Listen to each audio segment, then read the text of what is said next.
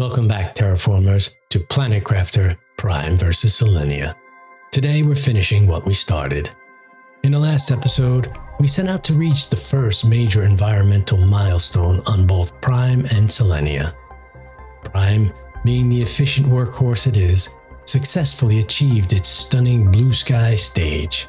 It was beautiful, it was satisfying, and it moved us further along in the terraforming journey. But then there's Selenea, our captivating but incredibly demanding moon. We pushed and we built, we optimized and we grinded. But by the end of part 1, we only managed to get Selenea's water stage to about 51% completion. The unique resource demands and the challenging terrain all added up to a monumental task that just couldn't be squeezed into one video. And that's why we're here today for Chapter 3, Breaking the Barren, Part 2. This entire episode is dedicated to one singular goal: pushing Selenea over that finish line. We're going to gather every last resource, place every last water collector, and finally witness water flow on this magnificent, desolate moon. Once we achieve that pivotal moment, and only then, will we finally be able to properly grade both Prime and Selenea for this chapter. We'll be evaluating them on 3 things. First, efficiency to milestone. How straightforward and resource efficient was the journey to reach that target stage? 2, the environmental integration. How well did the planet's unique layout support the necessary construction for this stage? And finally, visual and emotional impact. How truly satisfying and visually rewarding was it to finally break the Barren on each world? This is the moment of truth for Selenea. Can it finally bring forth its vital waters? Let's dive back in and find out. And we're back. And I am here over at my rocket station. And I can't get up. And the first thing we need to do is we're going to set up some plant rockets. I have enough to do 3, so I'm going to do that. And then when they go into the sky and start making these changes, I'll run back to the base, I'll show you where we're up to, and I'll kind of give you a rundown of what our plans are to get ourselves to this first stage. Then we're back. Okay, there we go. We are at 60% into the next stage. Our biomass, as you can see, is going mental, but that's because we've just sent up those plant rockets. So we should start getting beehives soon. Not that there are any larvae out there yet, but that's okay. What we really want to do is just keep pushing everything higher like we have.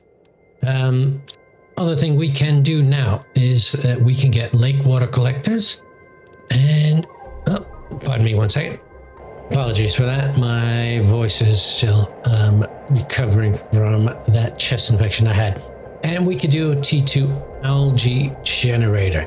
These things are good because, as you can see, that raises oxygen, but it also gives us algae.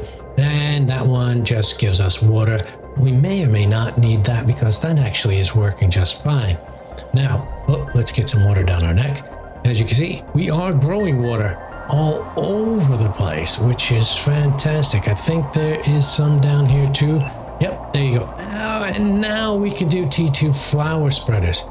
Some of the things that are holding us back are fertilizer and super alloy. We'll be okay with that. We'll figure it out. And lastly, we can upgrade our drills to T4 drill. Osmium is a little bit of a problem at the moment, but we got another osmium rod that should help us.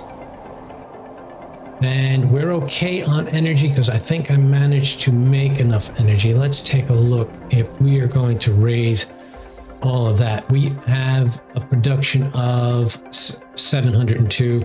We do consumption of 617. The amount of power we draw here, which is 45 versus that. So we're nearly 40. That's 200 extra power. We won't make 200 extra.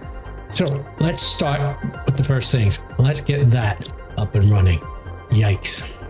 Nearly there. But what we need to do is deconstruct this explosive device because we need the explosive. powder. That'll allow us now to put another power generator nuclear up and in here. Boom. That should put us way over the top. Yep, so we're 400. Okay. Right, let's get rid of you and let's get you. Wow. So if we are going to generate more pressure, so we've got 5 of these, and 5 of these are running at about 17, so we're doing about 85 pressure. One of these does 459. Oh wow. Okay, so that is absolutely immense. Maybe we only need 2 of these, maybe, but getting 6 super alloys is going to be fun. Let me get started on that. Now we're back, and thanks to my handy dandy recycler, I have managed to get everything I need. Let's put these all the way back here. They're going to be massive, right? And then we can do 1, 2, and I can deconstruct all these because they just are a waste of time compared to those. And then we're back, and I need to place an algae grower. I'm going to place it here. I don't know how high the lakes are, but it looks like they're still creeping in, but we can always move it if that's the case. But we need algae to be able to start making some fertilizer. That's our big bottleneck at the moment. Then we're back, and I have enough to make 3 flower spreaders, so let's do just that. Let's deconstruct you. Put down the new T2 flower spreader. Oh, super alloy. Sorry. I need 1 more super alloy. Let me go get them. Okay, let's get our first one down. Now we have everything. Boom. Let's shove that flower in there, 400%. So we're doing 43 on the plants plus 43G. Lots of oxygen. Okay, cool. Let's see. Do we have enough to do another one? Let's make sure. Boom. Boom. And boom. Shove that flower back there. Boom. Okay, cool. I think I need some more water. There you go. Flower spreader number 3. Shove that in there. Doing well. Do not have enough to make 1 more because we are short 1 super alloy. Yikes. And 1 fertilizer, but we'll get there. Now we're back, and we have 1 last one of these to do.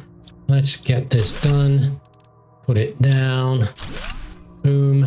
Back in.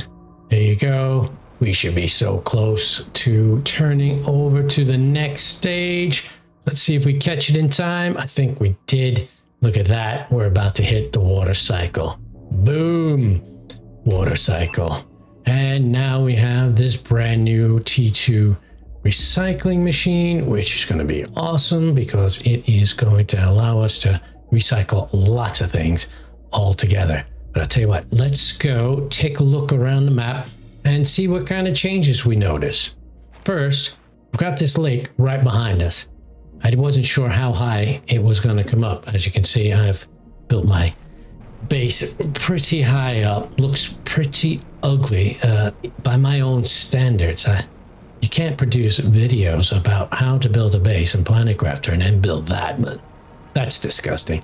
But as you can see, the lake has come all the way up here, which is pretty cool. So vegetation should start going. Let's go take a look at a few other places. Here's another place. This is not too far from the base. As you can see, there it is.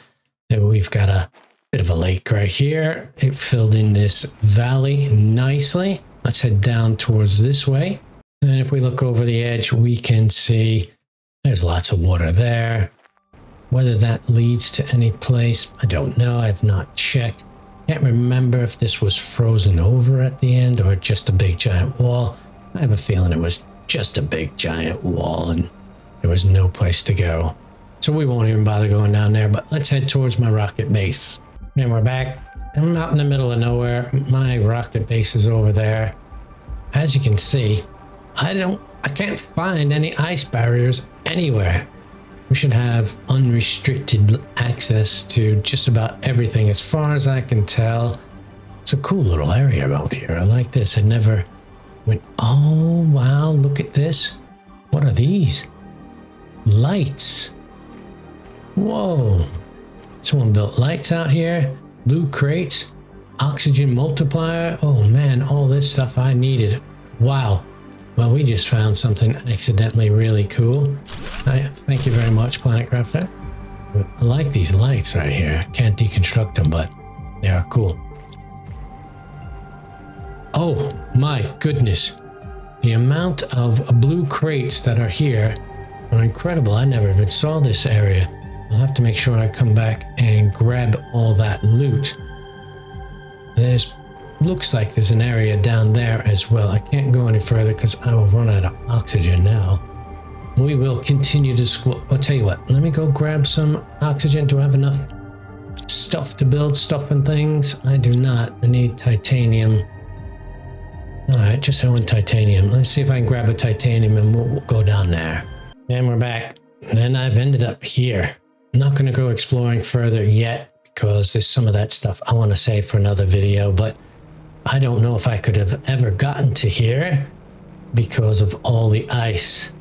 This map definitely still feels very moon-like, and I like that.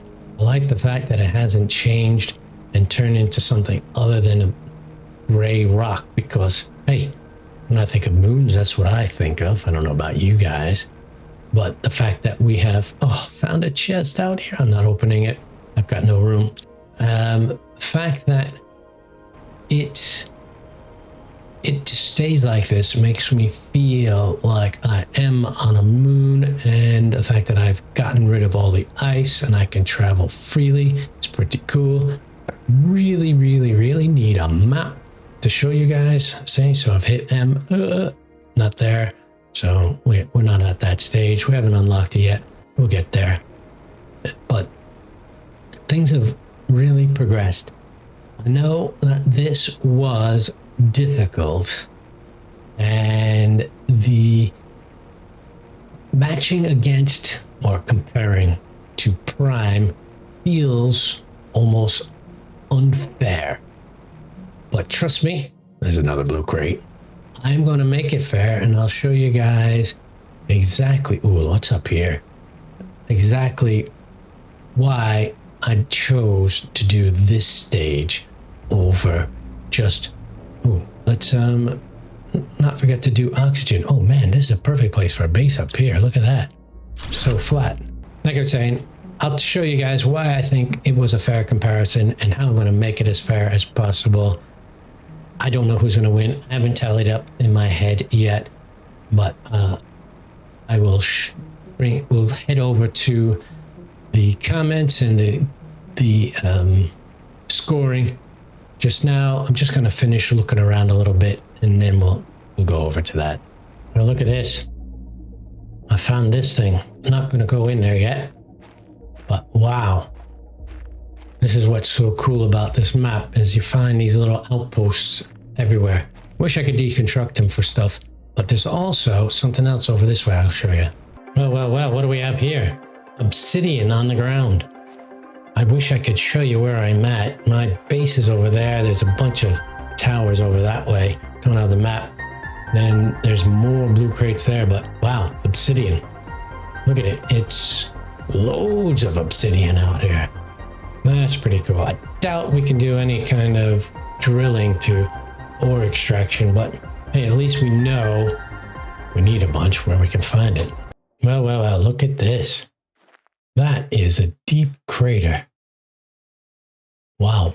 I'll tell you what, we wouldn't be us if we didn't decide to take a travel down there. So let's grab some oxygen and just do a Geronimo right off the cliff, right?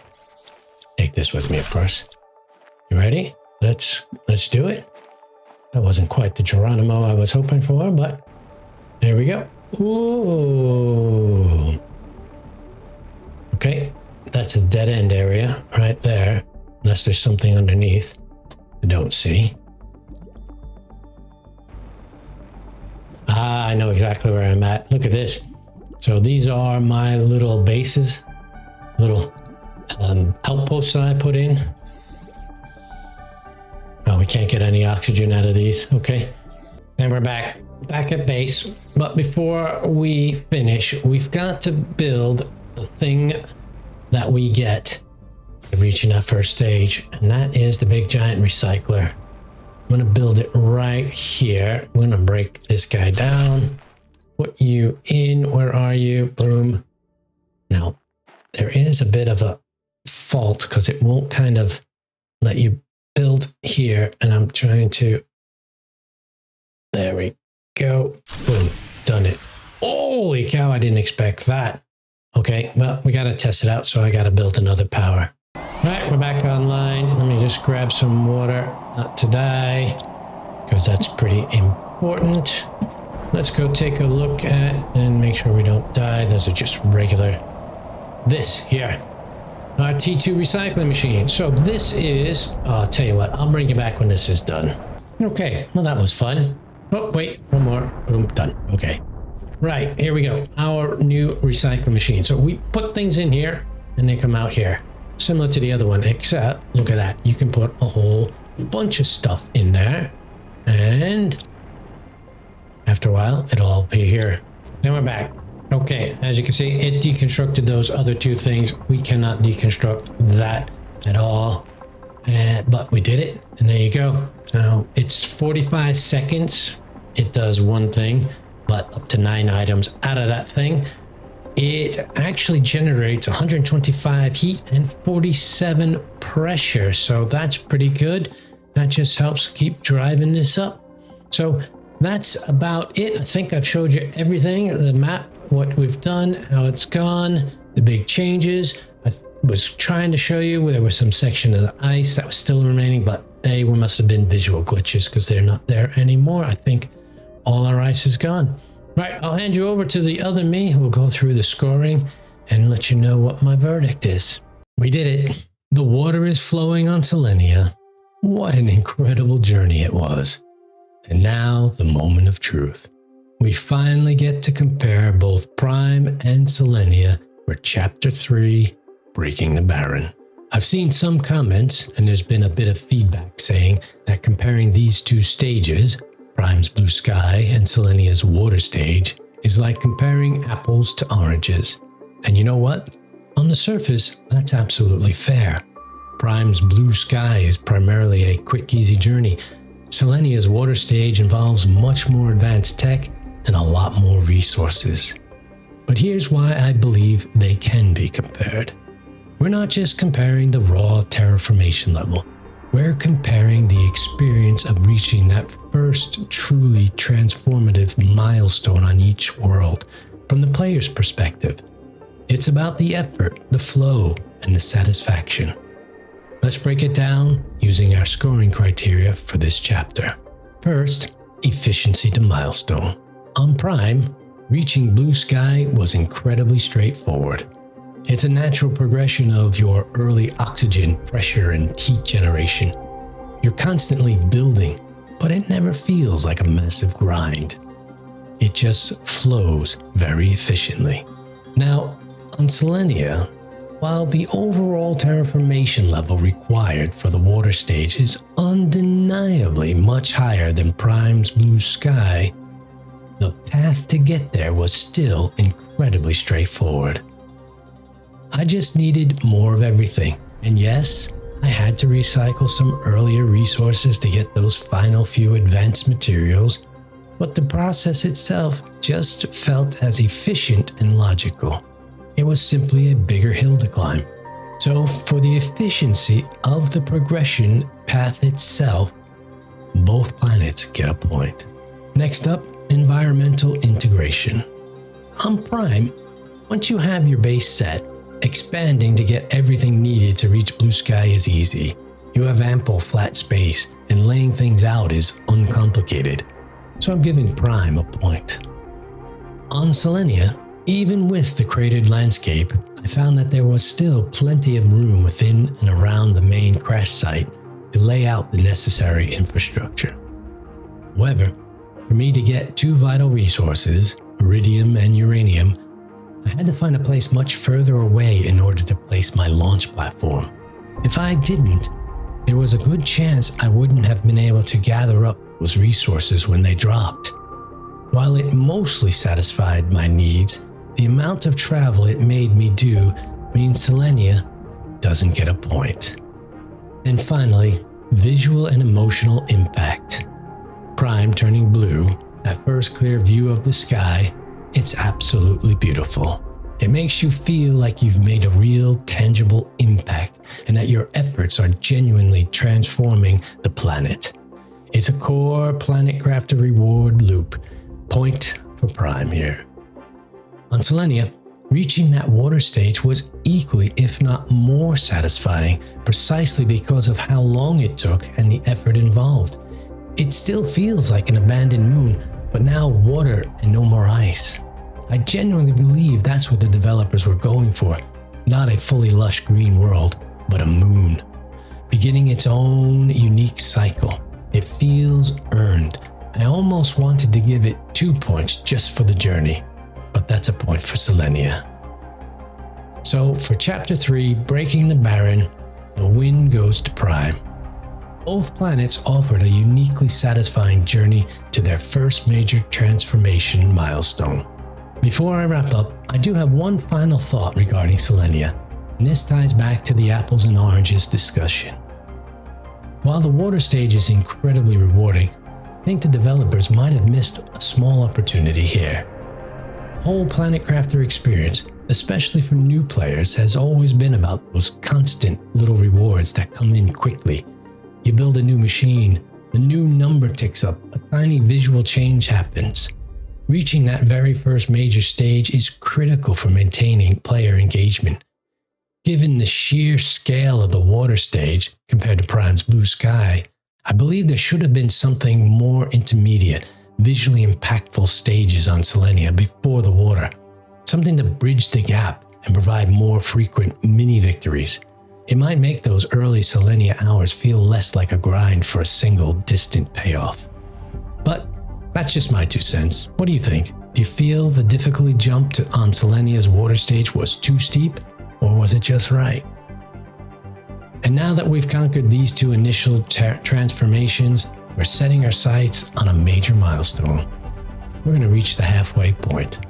In our next chapter, we'll be pushing both Prime and Selenea towards a significant turning point in their terraforming journey. For Prime, that means the flora stage, seeing the first true plants begin to sprout on its surface. And on Selenea, we'll be aiming for clear sky, a completely different atmospheric change that promises to further refine its unique lunar beauty. These are critical steps towards full terraformation, and we'll see which planet makes the journey more compelling. Make sure you're subscribed so you don't miss Chapter 4, halfway to habitable. And thank you so much for watching, and as always, be crafting.